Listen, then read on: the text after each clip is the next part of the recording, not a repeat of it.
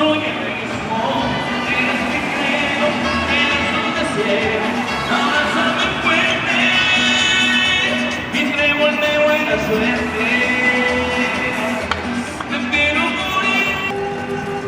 justice, no peace.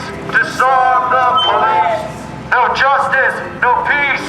Disarm the police. We're also gathered here today to remember Sammy. Just a few weeks ago or a week ago was shot to death by Toronto police.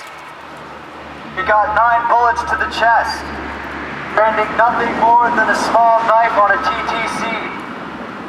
Shame! Shame!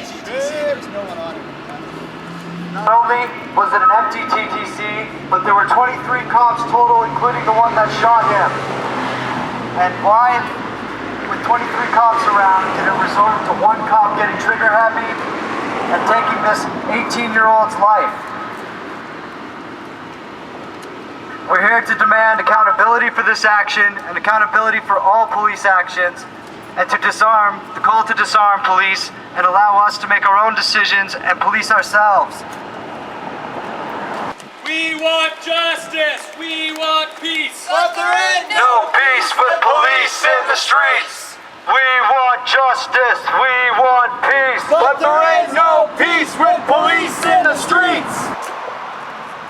We're here as part of our August 17th Day of Action to call for an end to police brutality, to call for accountability and justice in the many cases of police violence and murder.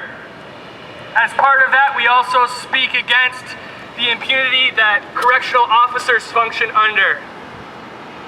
We still remember, as if it was recently, the death of Ashley Smith at age 19 at Grand Valley Institution in Kitchener.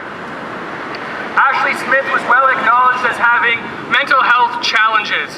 At different points in her extended incarceration, she did receive visits with psychiatrists.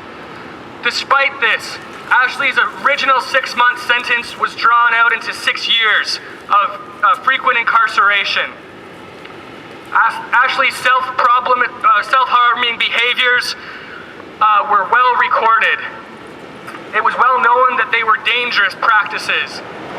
It is also recorded by her psychiatrists and others that it was clearly understood that her self-harming behavior was a cry for human interaction and not to hurt herself. Ashley repeatedly stated that she knew the guards wouldn't let her die and that they were in fact her closest friends. At the age of 19, on October 17th, Ashley Smith died through asphyxiation as 7 guards at Grand Valley Institution watched. They did so because they'd received vague orders to do so.